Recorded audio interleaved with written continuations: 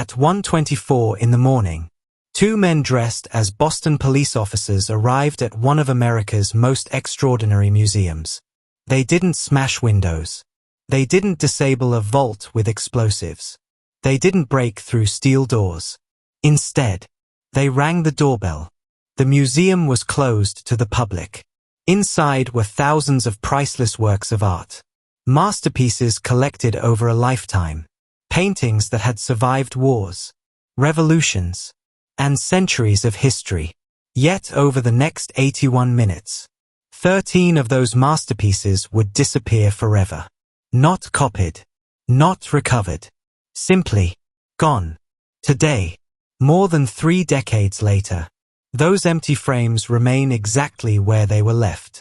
Not because the museum forgot to replace them, but because they serve as a reminder. A reminder that one of history's greatest art thefts remains unsolved. The estimated value? More than $500 million, making it the largest art theft in recorded history. But value alone doesn't explain why investigators still revisit this case. What makes the Gardner Museum heist extraordinary is how little force was required. No sophisticated hacking. No dramatic gun battle. No elaborate escape through underground tunnels. Just 2 men, a convincing disguise, and a series of decisions that changed the art world forever. How did they know exactly where to go? Why were those 13 works chosen, while even more valuable pieces were left behind? Did someone inside the museum unknowingly provide information? Or had the thieves spent months quietly studying every routine? And perhaps the biggest question of all, were they stealing for profit? Or were they stealing on behalf of someone else? For investigators, this wasn't simply a burglary. It became a puzzle. A puzzle made up of security procedures, human behavior, organized crime theories, missing evidence, and decades of unanswered questions. Every lead seemed promising, until it wasn't. Every suspect brought hope, until the evidence disappeared. Some believed the paintings were hidden in New England. Others believed they had crossed international borders within days. Several claimed to know the truth. None could prove it. Tonight, we reopen the investigation. Not simply to tell the story, but to reconstruct the operation. We'll examine the target, the planning, the execution, the investigation, the suspects, and the mistakes that may have prevented history's greatest art theft from becoming the perfect crime. Because every successful heist begins with one thing: information. The question is, who had it? Every investigation begins with a timeline. Not because time solves crimes, but because every decision leaves a sequence. A beginning, a middle, an end. To understand how 13 priceless works of art vanished without a trace, we must first return to the moment the operation truly began. Not when the paintings were removed. Not when investigators arrived. But when 2 men, dressed as Boston police officers, approached the museum's employee entrance. It was approximately 1:24 in the morning. Outside, the city was celebrating St. Patrick's Day. Downtown Boston remained unusually busy. Crowds filled the streets. Police resources were stretched. For anyone planning a major theft, the timing could hardly have been better. But was that merely coincidence? Or was it one more sign that this operation had been carefully planned? Let's analyze it. Large operations rarely depend on luck. Professional investigators often begin by asking a simple question. Why that night? Choosing the right moment can reduce witnesses, delay police response, and create confusion. March 18, 1990, may have offered all 3. The museum employed only 2 overnight security guards. One monitored the front desk. The other conducted routine patrols through the galleries. Neither guard expected visitors. Yet moments after the buzzer sounded, the men outside identified themselves as police officers. They explained they were responding to reports of a disturbance. The request seemed ordinary. Step outside. Answer a few questions. In hindsight, that single decision changed the course of art history. Against museum policy, the guard unlocked the door. Investigators would later return to this exact moment repeatedly. Because once the door opened, every security system inside the museum became secondary. The greatest vulnerability wasn't technology. It was trust. Here is the analysis. Modern security professionals often describe lead protection. Doors, locks, alarms, surveillance, access control. But every layer ultimately depends on human judgment. When criminals successfully manipulate that judgment, the strongest physical security can become almost irrelevant. The Gardner Museum wasn't defeated by force. It was defeated by deception. Within minutes, both guards had been restrained. No shots fired. No violent confrontation. No frantic pursuit. The thieves now possessed something far more valuable than weapons. Time. Investigators later estimated they remained inside the museum for approximately 81 minutes. Think about that. 81 uninterrupted minutes. Inside one of America's most treasured museums. That number would become one of the most astonishing facts in the entire investigation. Not because 81 minutes sounds short. Because inside a museum, it is an eternity. The thieves did not rush. They moved from gallery to gallery, stopping only where they intended, ignoring countless other works of art. Some paintings were carefully removed from their frames. Others were cut directly from the canvas. An action that shocked conservators around the world. To collectors, a painting's condition is everything. Cutting one from its frame permanently damages the artwork. So why would experienced thieves do it? Speed? Desperation? Or did they never intend to sell the paintings through legitimate channels? When daylight arrived, museum employees immediately recognized something unimaginable had happened. Frames hung empty. Fragments of canvas remained. Entire walls looked unfinished. The Isabella Stewart Gardner Museum had not simply lost paintings. It had lost pieces of history. Among the stolen works were masterpieces by Rembrandt, Vermeer, Degas, Manet, and several other artists whose influence shaped Western art. Some of these works were considered irreplaceable, not because of their price, but because history had produced only one. Here is the takeaway. When investigators calculate losses after a robbery, money is usually the easiest number to determine. This case was different. How do you value cultural heritage? How do you assign a price to an artwork that cannot simply be recreated? Today, the estimated value exceeds $500 million. Yet many experts believe the true cultural loss is immeasurable. The news spread quickly.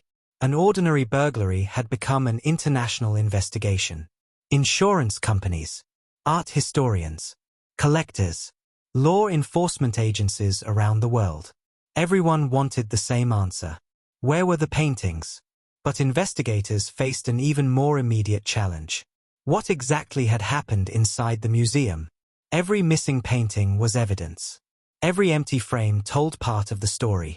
Every minute inside those 81 minutes had to be reconstructed. Because before detectives could identify suspects, they first had to understand the crime itself. At first glance, the theft appeared almost random. Some of the museum's most valuable masterpieces remained untouched. Others, less valuable in purely financial terms, were taken instead. This was no ordinary shopping list. It suggested intention, knowledge, perhaps even a buyer with specific demands. But if the thieves knew exactly what they wanted, how had they learned where everything was? Had they studied the museum? Visited it before? Received help from someone on the inside? Or were investigators looking in the wrong direction altogether? To answer those questions, we must first understand the target itself. Not just the paintings, but the museum, its design, its routines, its vulnerabilities. Because every successful heist begins long before the crime. It begins with choosing the perfect target. Every successful heist begins with one decision: the target. Long before the disguises, long before the stolen artwork, long before investigators searched for suspects, someone had to choose where the crime would happen. That decision alone would determine everything that followed. So why this museum? Why not the Museum of Fine Arts just a few miles away? Why not the Metropolitan Museum of Art in New York? Why not one of Europe's famous galleries? What made the Isabella Stewart Gardner Museum the perfect target? To answer those questions, we first have to understand the museum itself. Opened to the public in 1903, the Isabella Stewart Gardner Museum was unlike any museum in America.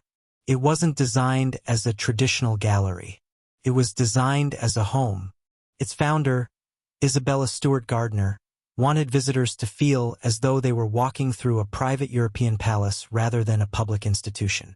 Every painting, every sculpture, every chair, every decorative object was intentionally placed. Nothing was random. Nothing was accidental. That philosophy would eventually create one of the museum's greatest strengths and one of its greatest vulnerabilities. Let's analyze this now. Investigators often examine buildings the same way military planners study battlefields. Not as beautiful places, but as environments. Every entrance, every hallway, every blind corner, every security checkpoint, every escape route. The museum's architecture wasn't just art. It was terrain. Although the museum housed priceless works of art, security in 1990 was surprisingly modest by modern standards. There were alarms, motion detectors, basic surveillance cameras, locked access points. But technology alone cannot protect a building. People do. And people are predictable. The overnight routine rarely changed. 2 guards. One remained at the security desk. The other conducted regular patrols through the galleries. Every hour, the same routes, the same timing, the same responsibilities. To an investigator, consistency is comforting. To a professional thief, consistency is opportunity. This raises another question.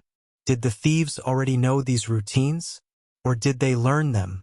There is no confirmed evidence that investigators identified exactly how the information was obtained. But experienced detectives considered several possibilities. Some believed the museum had been observed repeatedly over weeks, or even months. Others suggested the thieves may have visited as ordinary guests during opening hours, walking through the galleries, studying exits, watching staff, learning the building without attracting attention. Those possibilities remain theories, but they illustrate an important principle. The best reconnaissance often looks completely ordinary. Here is the analysis. Professional criminals rarely begin by asking, "How do we steal it?" Instead they ask, "What do we need to know first?" Information reduces uncertainty. Uncertainty creates risk. The Gardner Museum offered something invaluable: predictability. But choosing the museum solved only part of the problem. The thieves also needed to decide, what exactly were they stealing? This is where the Gardner Museum heist becomes especially unusual. More than 2,000 works of art filled the museum. Many carried extraordinary financial value. Yet the thieves selected only 13 objects. Even more puzzling, some of the world's most valuable paintings remained untouched. Investigators immediately noticed the inconsistency. If money alone motivated the crime, the choices made little sense. Among the stolen works were masterpieces by Rembrandt, Johannes Vermeer, Edgar Degas, Edouard Manet, and several smaller objects. Yet other paintings worth enormous sums remained hanging exactly where they had always been. Why? Several explanations have been proposed. Perhaps the thieves were working from a predetermined shopping list. Perhaps they intended to use the paintings as bargaining tools within organized crime. Or perhaps they simply grabbed what they recognized under pressure. Investigators have never reached a definitive conclusion. Here is the takeaway. One detail particularly intrigued investigators. Several paintings were cut directly from their frames. This saved time, but it permanently damaged priceless works of art. Professional art handlers would never choose this method, unless speed mattered more than preservation. That observation led investigators toward another question. Were these experienced art thieves, or experienced criminals who happened to be stealing art? The distinction would shape the investigation for decades. Every crime scene tells two stories. The first is what happened. The second is what almost happened. The Gardner Museum was no exception. The thieves ignored several opportunities. They bypassed certain galleries, skipped valuable objects, spent unexpected amounts of time in others. Every decision created another question. Were they following a plan, or adapting as they moved? Another analysis. This is where investigators shifted their thinking. Instead of asking, what was stolen? They began asking, what was left behind? Sometimes, the evidence criminals ignore reveals more than the evidence they take. By sunrise, the target had fulfilled its purpose. History had been altered. Masterpieces were missing. Investigators were only beginning to understand the scale of what had happened. But one mystery remained larger than all the others. How had the thieves known enough to execute the operation with such confidence? Because confidence rarely appears without preparation, and preparation leaves traces. Somewhere, before the museum doors ever opened, someone gathered information, someone studied routines, someone built a plan. The next stage of this investigation begins there, not with the robbery itself, but with the intelligence that made it possible. Every successful heist begins long before the first door opens, long before disguises are purchased, long before getaway routes are mapped, and long before a single object is stolen. Someone gathers information. Information is the currency of every sophisticated criminal operation. Without it, there is no plan, only luck. And history suggests that luck rarely produces crimes this precise. The Gardner Museum heist wasn't simply a burglary. It was an operation built on knowledge. The question investigators spent decades asking was deceptively simple. How much did the thieves already know before they arrived at the museum? What investigators know with certainty is surprisingly limited. There is no confirmed surveillance footage showing the thieves scouting the museum beforehand. No recovered notebook containing security observations. No blueprint with handwritten escape routes. No witness who watched the planning unfold. The intelligence phase, if there was one, left remarkably little behind. And that, in itself, tells investigators something important. Professional reconnaissance often leaves no obvious trace. Here is the analysis. The absence of evidence should never be mistaken for evidence of absence. Experienced investigators understand this distinction. When a crime appears unusually efficient, the planning often occurred where no one was looking. Investigators generally agree on one point. The robbers behaved like men who already understood the building. They moved with confidence. They didn't wander aimlessly. They didn't search every gallery. They didn't hesitate at every intersection. Instead, they navigated the museum as though they expected to find exactly what they were looking for. Confidence like that raises another question. Was it familiarity or preparation? Another analysis is here. Imagine entering a building you've never visited before. In darkness, under pressure, with the risk of capture increasing every minute. Most people would hesitate, pause, look around. The Gardner thieves rarely appeared to. Whether that confidence came from previous visits or detailed information supplied by someone else remains one of the central mysteries of the case. The image freezes. One possibility investigators have considered is remarkably ordinary. The thieves may simply have visited the museum during regular opening hours. Nothing about that would have attracted attention. Museums are designed to welcome strangers. Visitors move slowly. They study rooms, observe exits, read maps, Pause in galleries. Everything an ordinary guest does, a criminal conducting reconnaissance can do as well, without raising suspicion. If this theory is correct, the museum itself may have unknowingly provided much of the information needed to commit the crime. Room layouts, artwork locations, walking distances, door positions, security cameras visible to the public. None of this required breaking in, only patience. Here is the takeaway. This illustrates an important investigative principle. Reconnaissance isn't always dramatic. Sometimes, it looks exactly like ordinary life. Another theory focuses on routine. Human beings are creatures of habit. Security guards especially.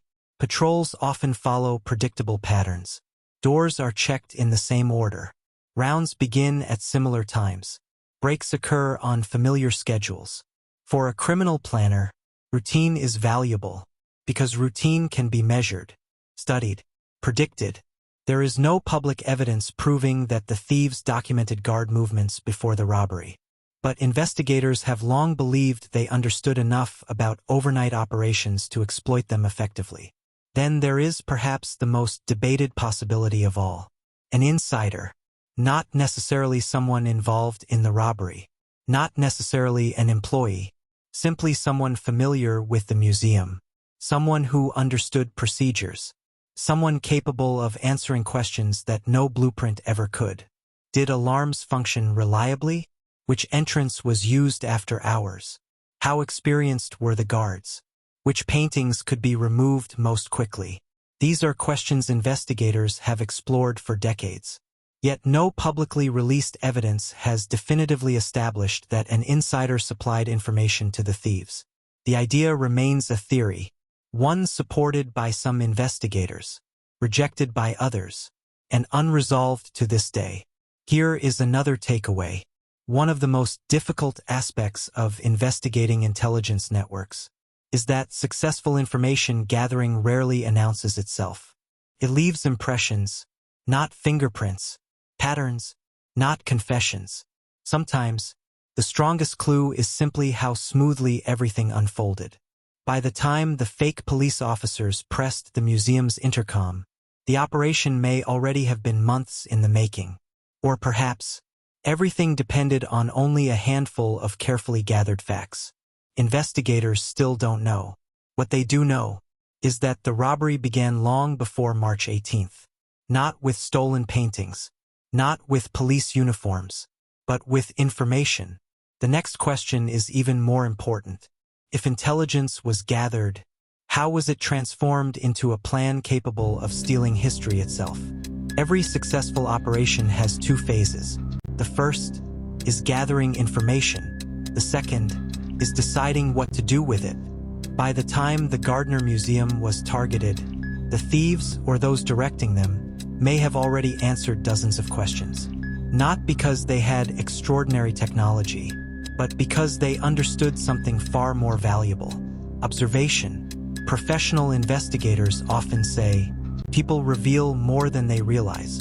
Buildings do the same. Every locked door, every security patrol, every lighting schedule, every employee routine creates a pattern, and patterns can be studied. Here is the analysis. Imagine watching the same building every day for several weeks.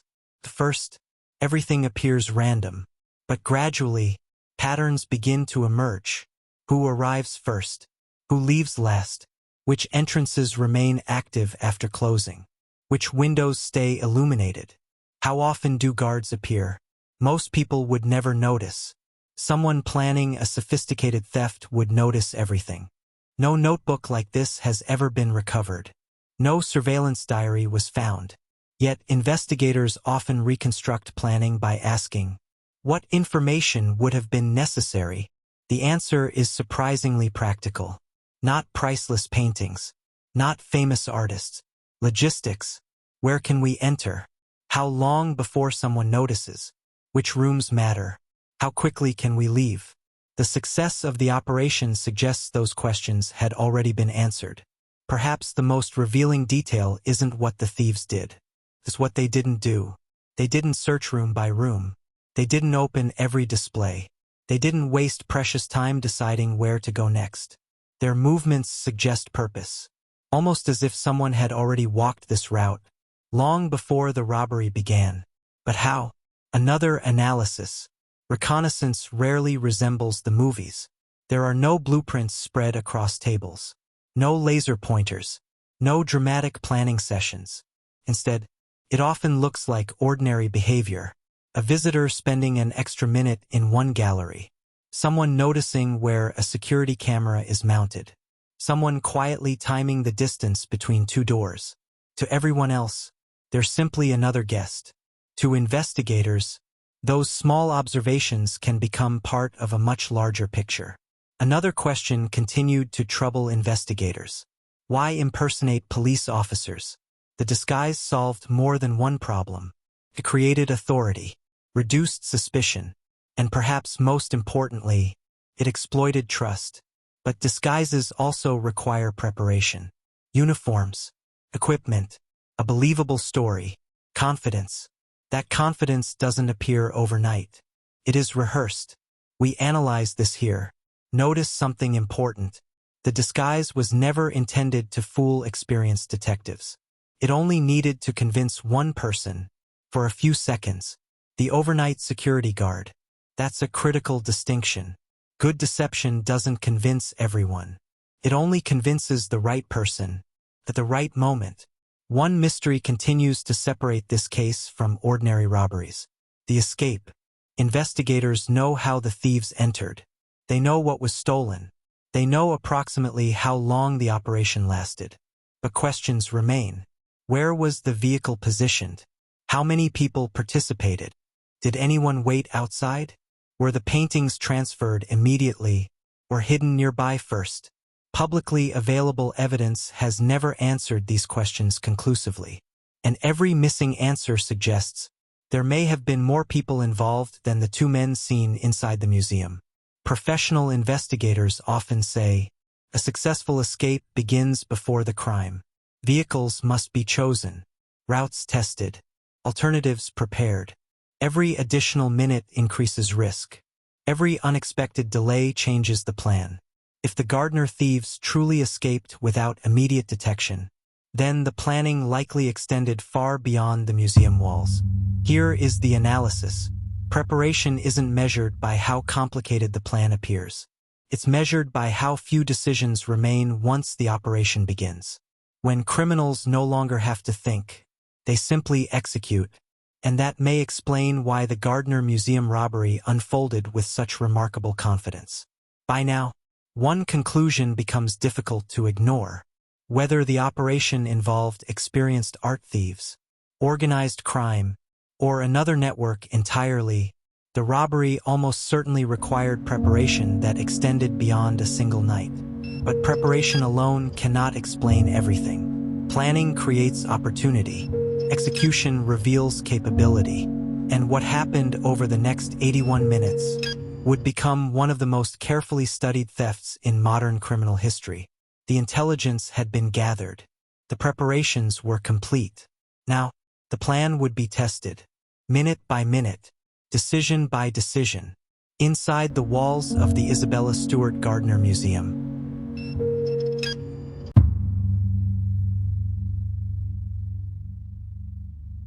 Stay tuned for the upcoming chapters or parts that I call the plan, that is, designing the operations and rehearsing the crime. Because every detail matters when there is no second chance. If you enjoyed this investigation, subscribe to Cold Case Chronicles US for more deep dives into history's most infamous heists, robberies, organized crime operations, and unsolved criminal mysteries. Subscribe, like and engage.